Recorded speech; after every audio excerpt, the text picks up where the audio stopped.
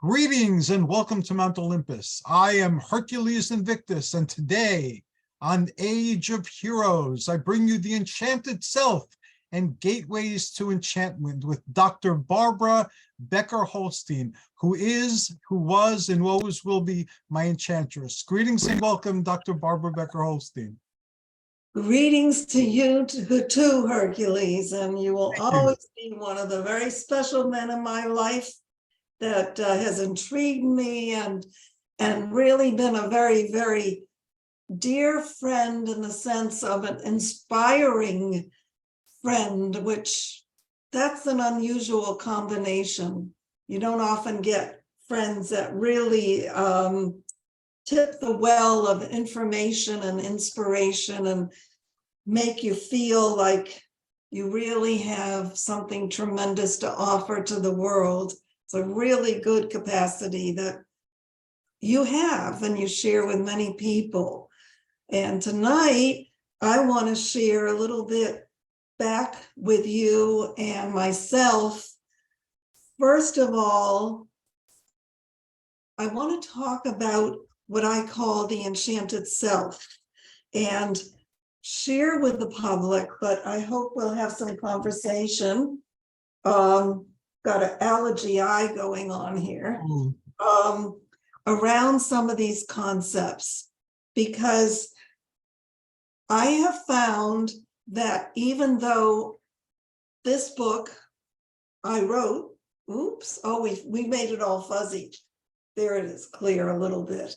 The Enchanted Self, a Positive Therapy, even though every word in this book is mine, I didn't reframe anything from other people. I did have an editor that, of course, proofread it and changed some of the sentence patterns, things like that.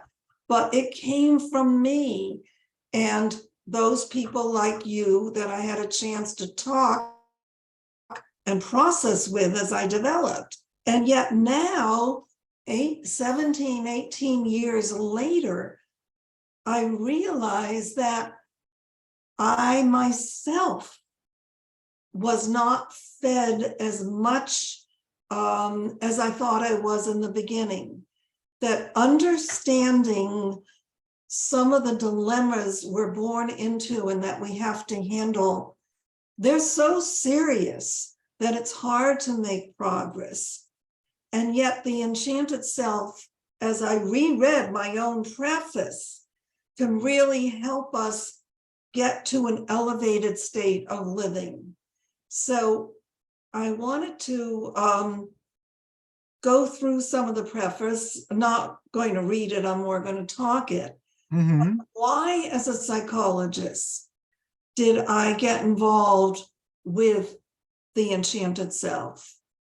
And the most simple reason I got involved was that I came to understand that there was a serious mistake in mental health care in this country and probably in the world.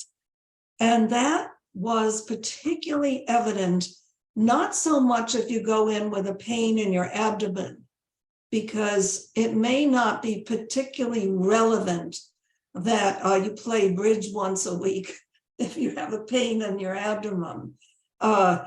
It's more important for the doctor to feel your stomach and perhaps take an x-ray and things like that. But when we go for mental health care, very often what we really need the mental health person to help us with is getting in touch with our own talents and habits and potential and the inner side of us, the feelings that give us pleasure and the feelings that really harm us, that we don't even want to go near those feelings. And if we waste all our time, or the therapist wastes all their time with, I see you have a problem in this area and that area, it's not really helpful beyond a certain point, because the what is wrong with us is very often deeply embedded in problems that happen, say, in early childhood or trauma we had.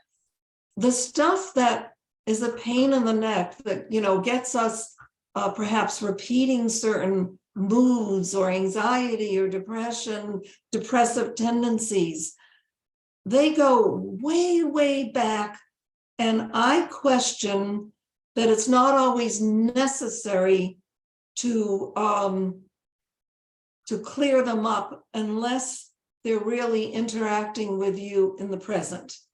Very often, they are just lost in the closet of life. And if we can find enough of the things that give us strength and make us feel capable in the world and make us feel joyful at times, and that we have something to give others, then we can sort of bring on the band, bring on the orchestra, next time. We're not starting from nothing. We're starting from all sorts of early impressions. As I said, some of them may have had some damage attached to them, say if your parents were fighting a lot, but there probably were, for most people, hundreds of good impressions. A certain smell when your grandmother cooked the particular dish you loved that she made when you came over, the feelings you got when there was some snow on the ground as a little kid, the happiness you felt playing with a best friend when you were 7, on and on and on. Most people have had many, many good experiences.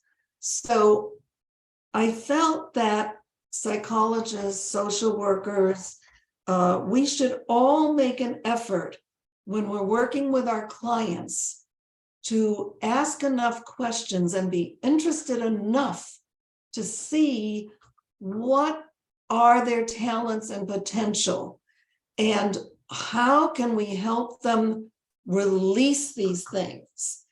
So that ties into exactly what the Enchanted Self is. It is a way of getting to the parts of ourselves that make us joyful and happy and feeling good inside, again and again, not just once. So let me just stop right here and see what your reactions are. I agree with you. When I worked as a therapist in various city hospitals and nonprofit organizations, I always felt that the focus on dysfunction is part of what kept somebody stuck in dysfunction, because it became they were trained whenever they saw a mental health professional to talk about what's not going right, when in actuality there are things going wrong, things that go wrong, like repeatedly and predictably, but there are things going right as well. But those weren't the types of things that people were talking about. And I knew by virtue of being a Greek that even though the ancient Greeks said panmetrion ariston, which means in all things balance or in all things moderation, the heroes in the Greek stories and the heroines in the Greek stories, they had one talent that they cultivated and developed, creating an imbalance. And that imbalance was a key to who they were and what they were all about. And all of us have that as well. We have unique creative self-expression. And although you can generalize it into archetypes or stereotypes, it still says something uniquely about us in our environment. And I'm thinking of the show we started out on, Uniquely You Now. May knew Yes. that and may put it out there. So I always try to, in addition to allowing people to speak about the things that bothered them and the things that happened and what they could have done, differently, and offering like insights on that as an outsider who wasn't in their situation, I would try to get them to talk about their interests and what went right and what they enjoyed and the happy things that happened too. And what would often happen is over time, the realization would come that even though you're not really in control of what happens to you, what you choose to dwell on is very largely in your control, as is how you interpret what happens to you. That's very much in your control as well. So people felt, powerful, and also the realization that although we feel alone when we're going through difficulty, we never are really alone, because these things are part of the human condition. And there are songs written about what we're going through. There are movies, TV shows, and books written where the characters, where the heroes are going through the same type of things that we're going through. And if we read literature, these things have been going on with people since the dawn of time, or at least since we've been able to write. So that joins us to the entire human race, and we're not truly alone. So even if a person didn't have a therapist to come and see and talk to, someone who will listen and be sympathetic and insightful, the very fact that in our popular culture all of these things are echoed over and over and over again, you're one with humanity, you're part of the human condition. And you're one with God, at least in many religions. Yes. And there was an interesting quote I came across, which is out of the Jewish religion. It's a silent prayer, actually. Thank you, God, for letting me be born with my uniqueness and special gifts, because if there had already been someone exactly like me, I would not need to have been born. That's beautiful. That is very beautiful and very insightful too. And I think that there's a lot of truth in that everybody has just a slightly different snowflake, Yes.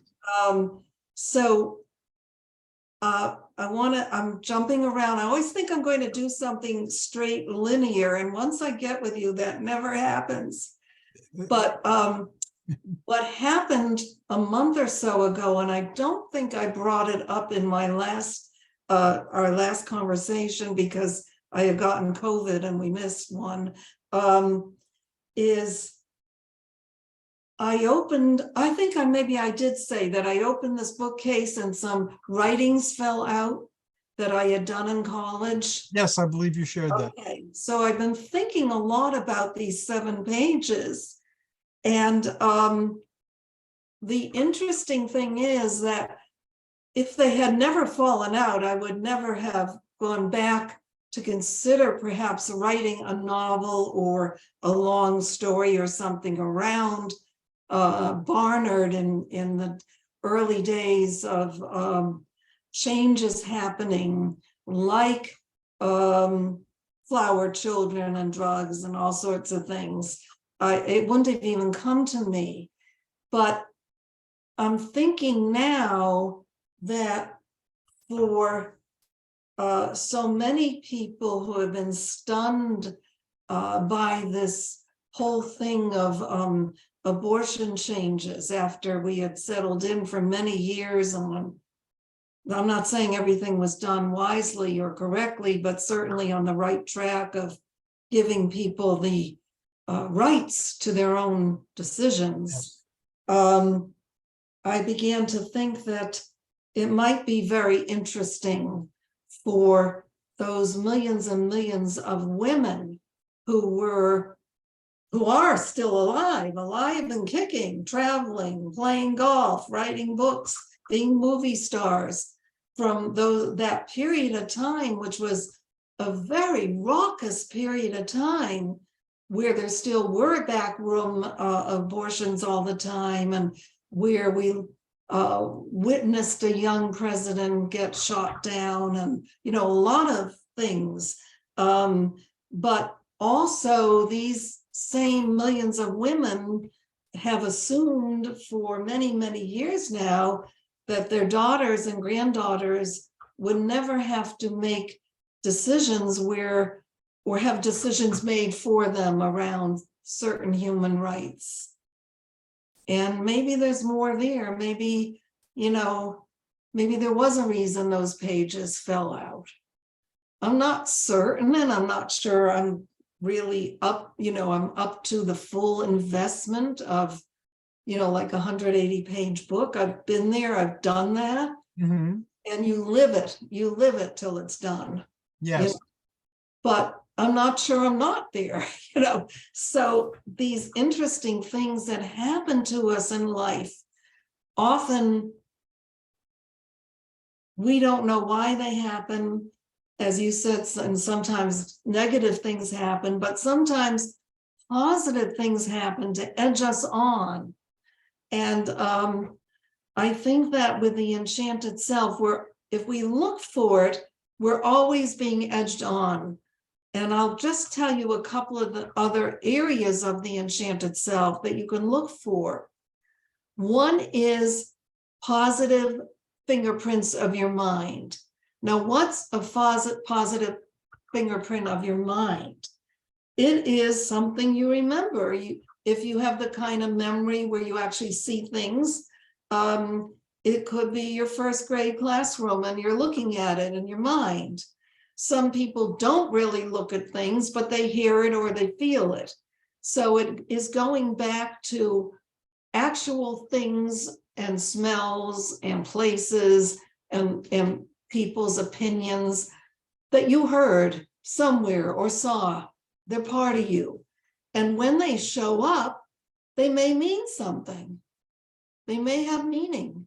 Maybe they mean you should call your grandmother, And maybe they mean that you just need a nice piece of lime.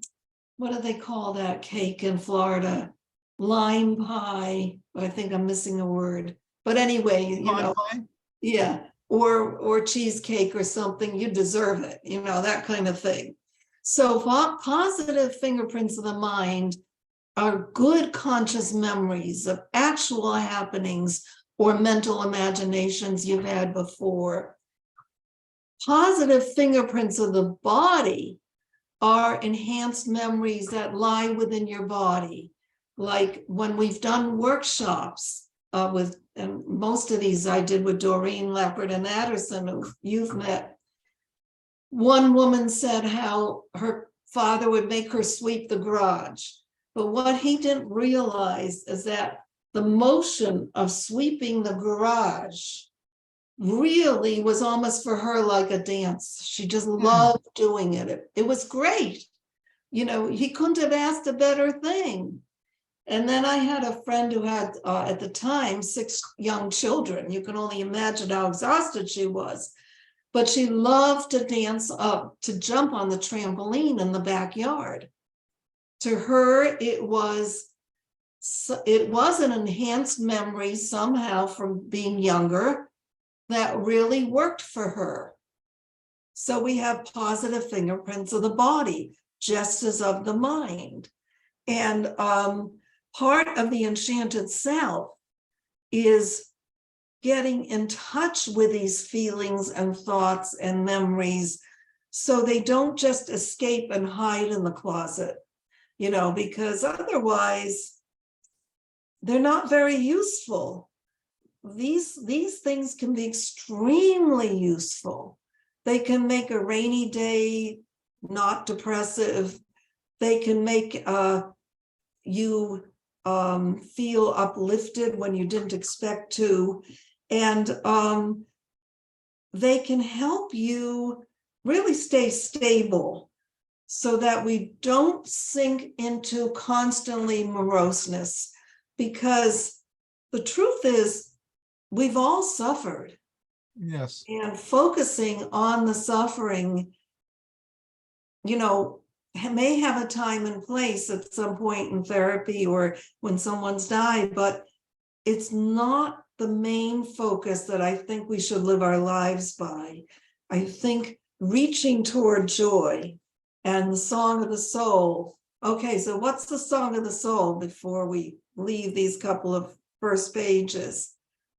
The song of the soul is not just an accidental smell of fresh leaves that puts you in a good mood, or getting in touch with calling Aunt Jane on the phone and feeling the relief that you got in touch. All fine.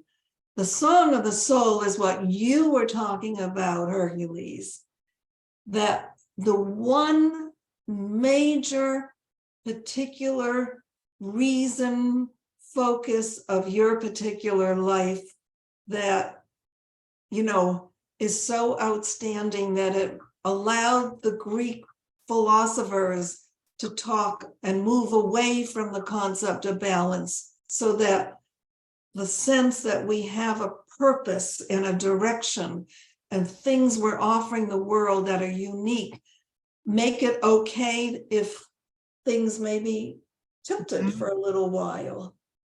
It's okay, because you're coming through, and that essence of you into the universe is the most important thing you're ever going to establish about yourself.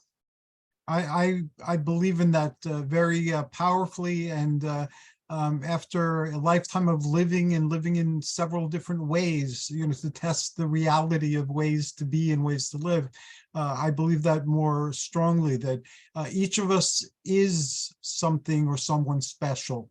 And we have something unique to bring to the world. It could be a perspective, it could be a talent, it could be a way of processing things, but we all have that unique gift. And if we explore it and then dedicate it to the betterment of life, or to community service, or to our society, or to our group, whatever you want to dedicate it to, something higher than yourself, that's the highest purpose that I can see in life, to find that divine quality within, and to use it to light the world and to help other people find it, so that they can light the world as well. That's the most exciting thing I think about doing.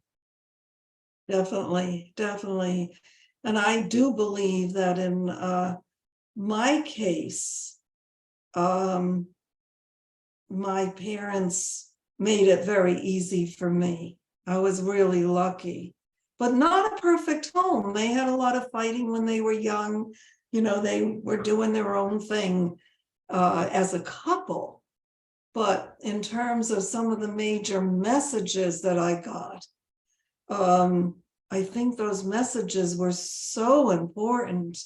And I think I was I'll just tell you a couple of the messages. I think one of the messages was that they kind of saw me as really not only their little kid, but I was like the third part of like a system or something. And when my father had time, and he oftentimes in the old days, he'd come home for lunch if he could.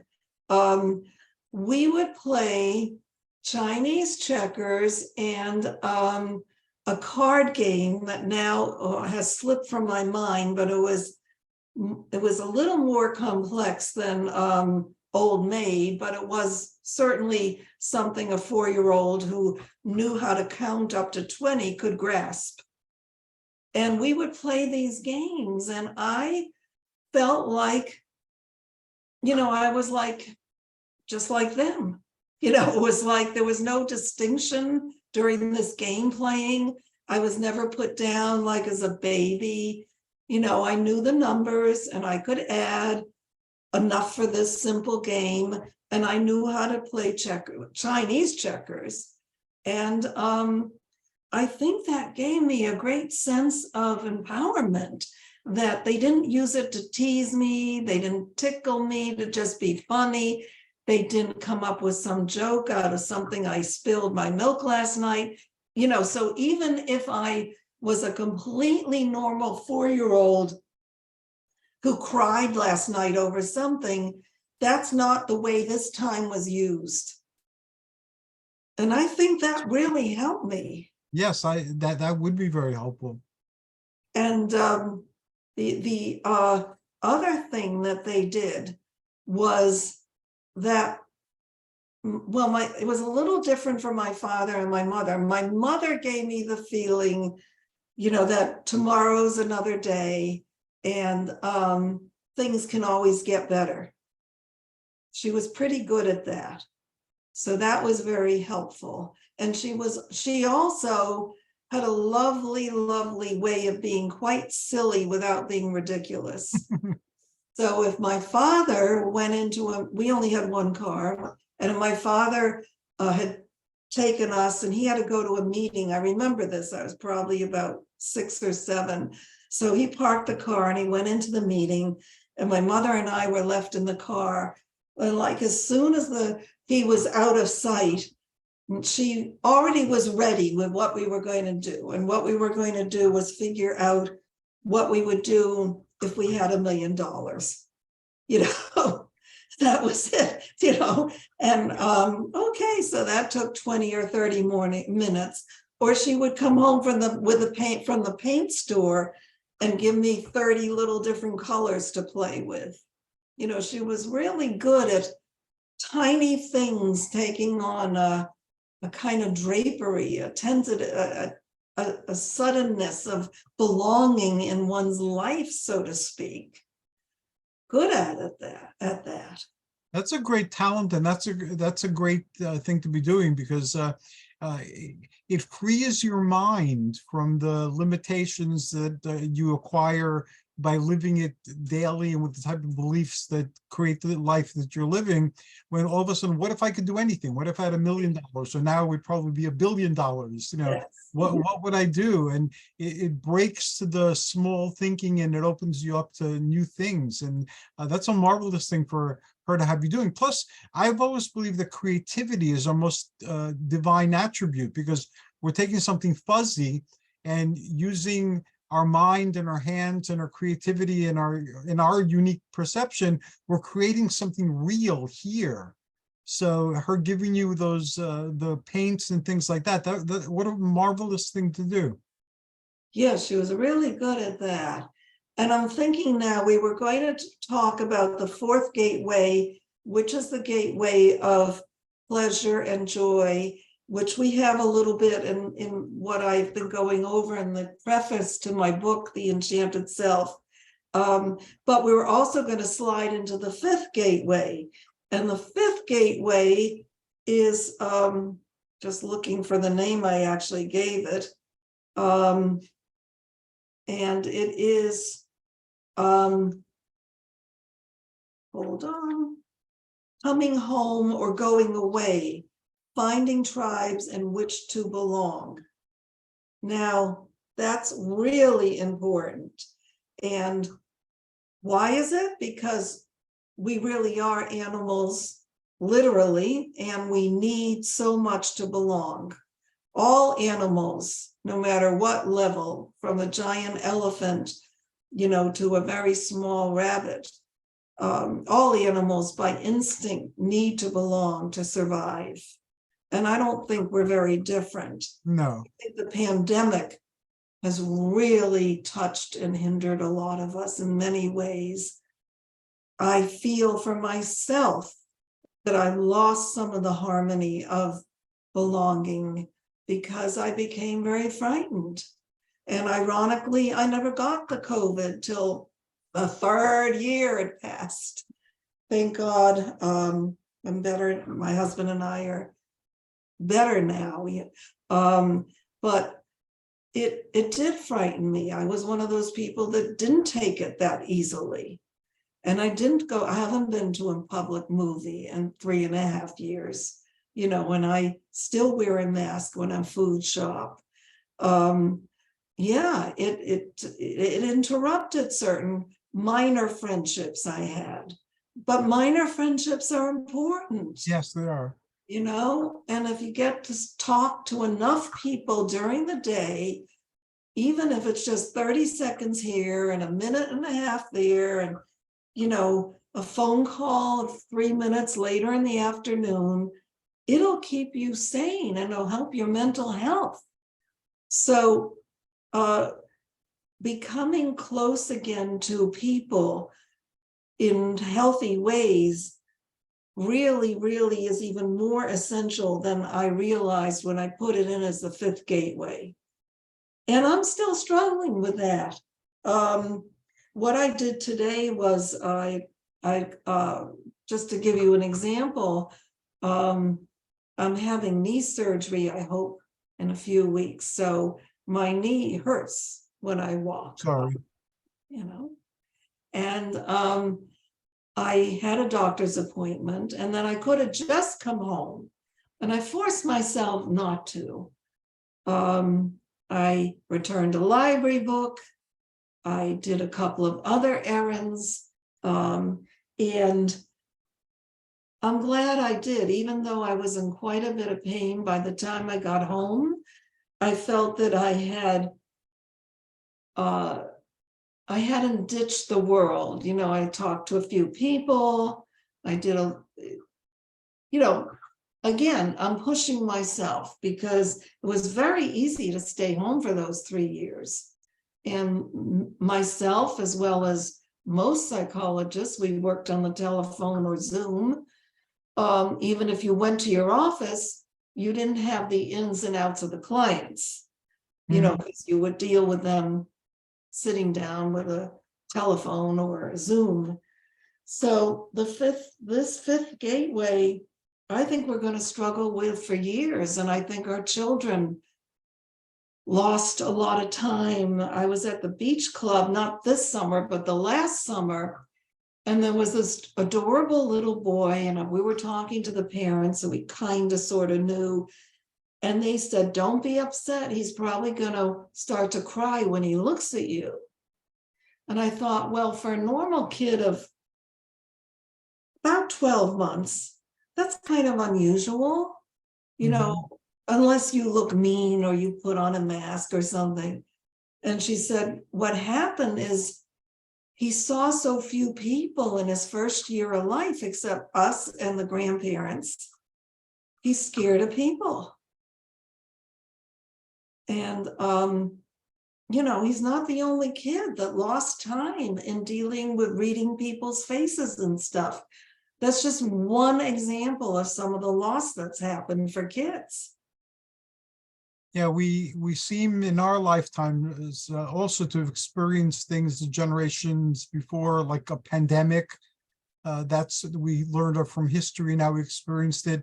We had an attack on New York to rival, Pearl Harbor, the generation before ours.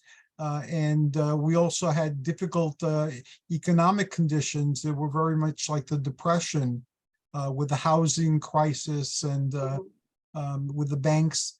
So it seems that some type of things are generational, and some type of things seem to be part of the human condition.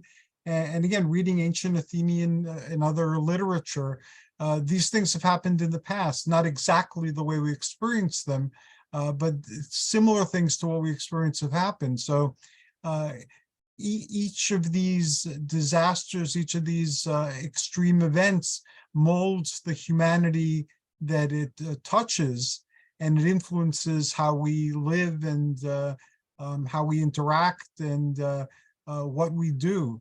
So it seems that this is ours, but we were fortunate not to have these things when we were children. That's true. That's true. Although I'm old enough that we had the polio scare. And I do remember, I don't actually remember day to day, but I know one summer we weren't allowed to go to the beach.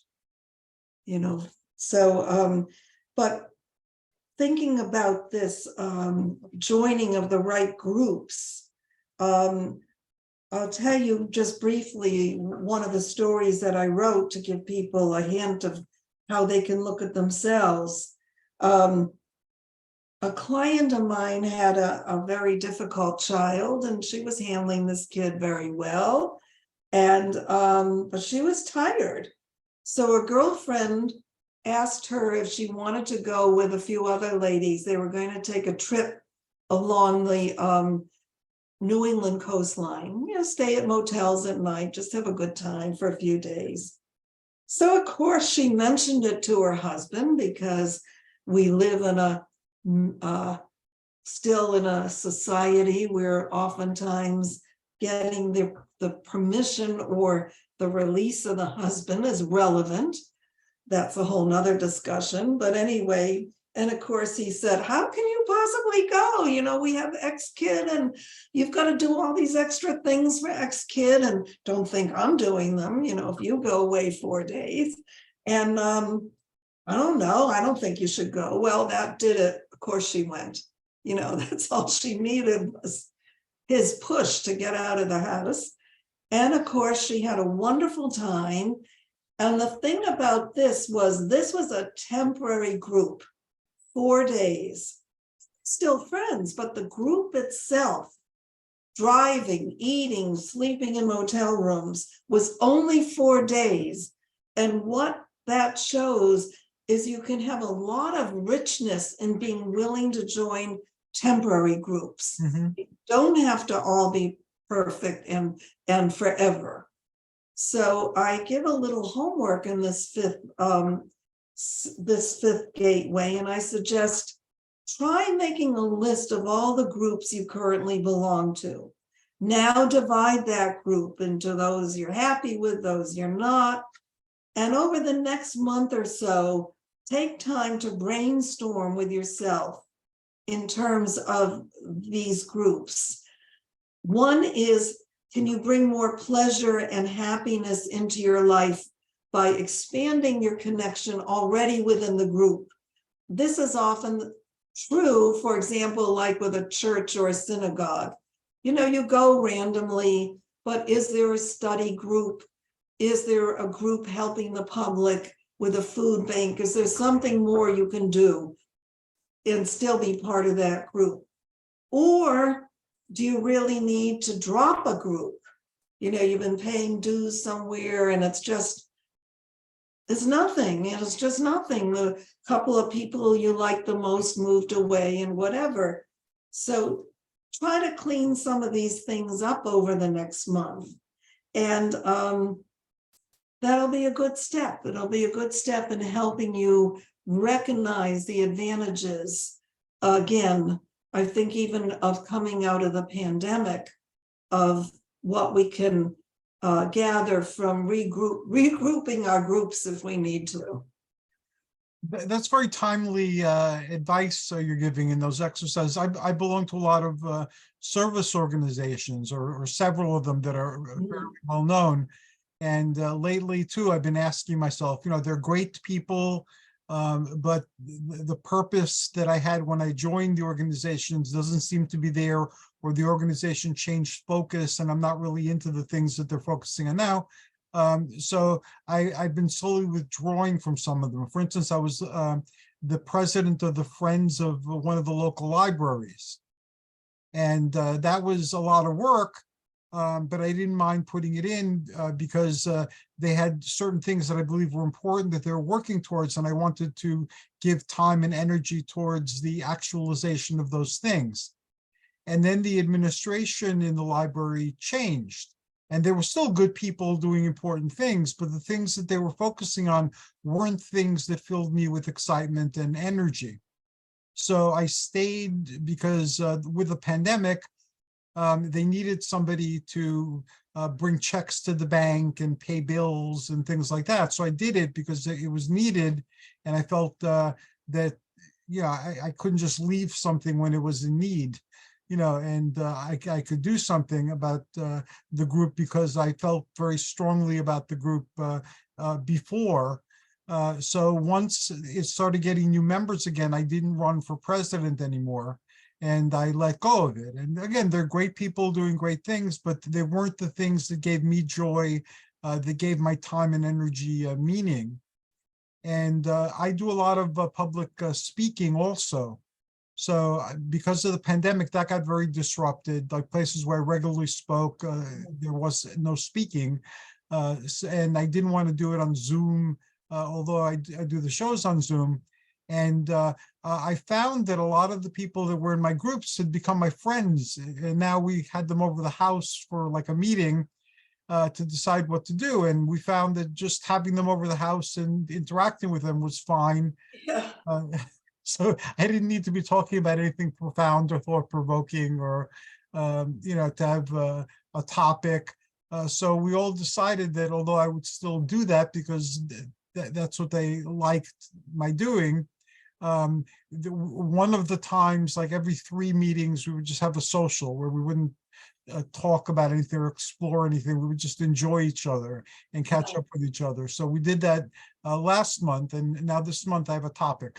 But last month we just sat around drinking coffee, eating fruit or dessert, Yes. talking, getting to know each other better. And it was very stimulating and it was very wonderful. So that new group came into being because of the pandemic, because it was a bunch of little scattered groups, and they all kind of melded together and became friends, became a new tribe. Yeah. Well, we did a similar thing that was very just mentioned, and actually we're still doing it. And that is that many people who are Jewish, take some time with the Sabbath, whether they take an hour or they're very committed to take a whole day. That's up for grabs. But it's a nice feeling to have some feeling that it's the end of the week, and this type of thing. And so about 12 of us started to get on Zoom together on Friday evenings. And sometimes we discuss something that has a religiosity flavor to it. Perhaps it's a particular section of the Bible, but it's not a necessity. Sometimes we go back into our childhoods and we reminisce, or we tell jokes, or we, just sometimes someone needs advice. So it becomes it's just become a nice feeling, almost like when I can imagine in another time of life when people had porches, and all the 6 months that were not warm enough, everybody sort of ended up on Rose's porch for a while in the early evening, that kind of thing. So yes, yeah. So there have been a lot of good things too. Well, I think that as far as the Enchanted Self, we've got 2 more gateways that are formally in the 7 gateways that we now have dulled out so no one can see it carefully. There's the 7 gateways. I will put that on our Okay. image on YouTube so people can see it. And we have this one on, I think, the Enchanted Self, right? The image. I've used that one as well. So yeah. So anyway, I hope you got something out of the Enchanted Self tonight, and look for or recognize now fingerprints of your mind when they pop in, and fingerprints of your body. I think you'll find it very intriguing, and see there are so many special little things that make your day in a positive way. Oh, this was important. In fact, I'm enjoying our conversations so much that I've been putting them in my stigma-free group, and my Mayor's Wellness Campaign group, and in my community wellness group, because these are questions, these are issues, these are ways of looking at life that do enhance and enrich one's experience. So again, instead of focusing on the problems, and again, problems do happen. That's a reality. There are challenges, and not everything is as we want it to be. But focusing on doing something positive with yourself, your true self, rather than just making more money, being more successful at, whatever thing you feel you need to be successful at, and then measuring yourself against other people. Just taking the time to look inside yourself and look outside yourself into your life, and to extract meaning and joy from those things. That is a wonderful gift. And I appreciate your sharing that gift with me and with the people in my community. So this gets posted in there as soon as it posts on YouTube. Oh, that's great. That is excellent. I'm excited to hear that. Yeah. Well, I enjoyed tonight, as I always do. And anyone who wants to write to me, as I've said before, the only people I don't answer is if they sound a little like they're maybe not safe to answer. Otherwise, I answer. And feel free to write to me at barbara.holstein@gmail.com. And my major site is enchantedself.com. Thank you, Barbara. As always, you're awesome. And I look forward to our next conversation. Thanks also to our wonderful audience who's watching this on YouTube. I'm going to start letting people know that if they like what we're doing, to check like, to comment, and to subscribe. And this way we can expand what we're doing and do more of it. Great. Until next time, thanks again, Barbara. Joyous journeys and amazing adventures, everyone. Take care. Good night. Night.